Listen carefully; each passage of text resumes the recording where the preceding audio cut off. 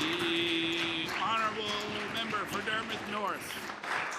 Mr. Speaker, my question is for the Premier. Last week, Halifax Council released the proposal for a sports stadium in Shannon Park, submitted by Schooner Sports and Entertainment. One of the funding assumptions included in the report is payments from the Government of Nova Scotia in the range of $3 to $4 million per year for 30 years, or up to $120 million. Mr. Speaker, is this a cost the Premier is prepared to pay? The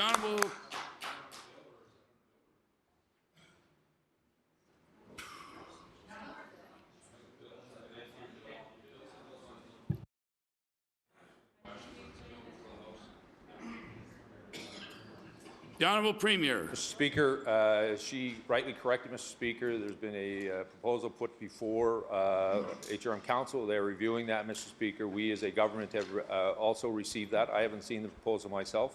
What I have been on the record is saying there will be no general revenue going into that sports stadium. What I did say, if there are other revenue sources, which I believe the report indicates there are a couple of others, potential possibilities, we would look at those in the totality of the economic footprint of what it might do.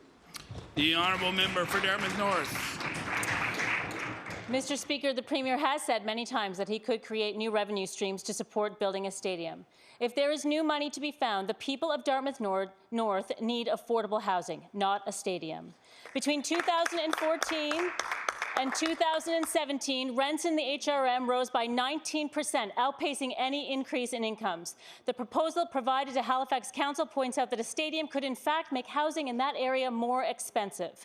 Mr. Speaker, will the Premier agree that it would be better to spend $120 million to help the 1 in 5 households in HRM who are struggling to pay the rent than on a stadium? The honourable Premier. Mr. Speaker, I want to thank the gentleman for the question. Mr. Speaker, we continue year after year to spend money on affordable housing. We will continue to do so to make that investment. She would know, Mr. Speaker, we've continued to see employment opportunities, job creation, Mr. Speaker, for citizens across the province. Our unemployment rate is at an all-time low, Mr. Speaker. More young people are coming back into this province, Mr. Speaker.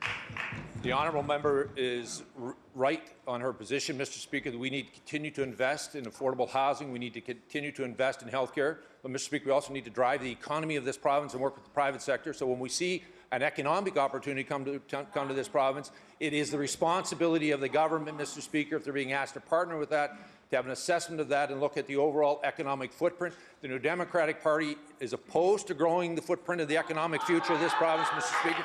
We saw what happened, Mr. Speaker, when they were in power. The economy got ignored. More people left, Mr. Speaker. What we're seeing now, unemployment going down. There's more people coming, Mr. Speaker. We're on the right track, and we'll look at all economic opportunities being applied opportunities.